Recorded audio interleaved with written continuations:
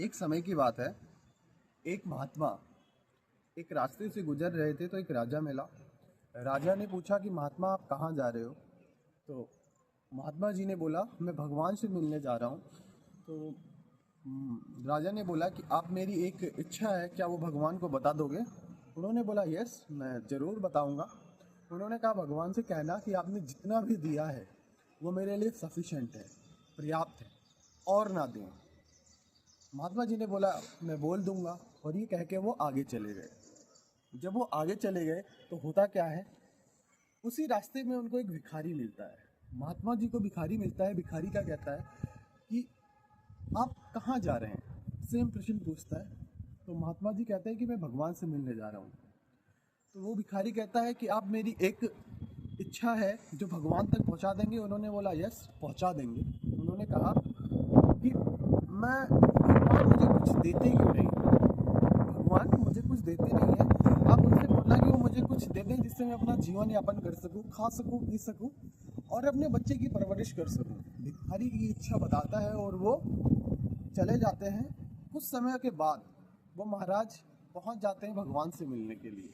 जब भगवान से मिलते हैं तो वो राजा की बात भी रखते हैं और भिखारी की बात भी रखते हैं, दोनों की बात रखते हैं। जब दोनों की बात शेयर करते हैं तो भगवान सिर्फ एक ही वर्ड बोलते हैं, जो भिखारी है वो भिखारी क्यों है और जो राजा है वो राजा क्यों है।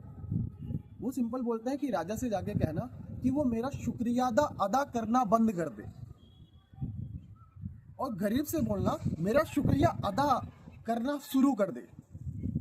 राजा गरीब हो जाएगा और जो भिखारी है वो अमीर हो जाएगा, मीन्स राजा बन जाएगा।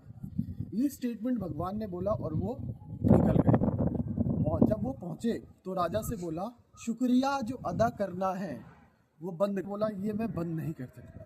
तो फिर जो संत महात्मा थे उन्होंने बोला ईश्वर तुम्हें देता रहेगा, कभी कम नहीं करेगा।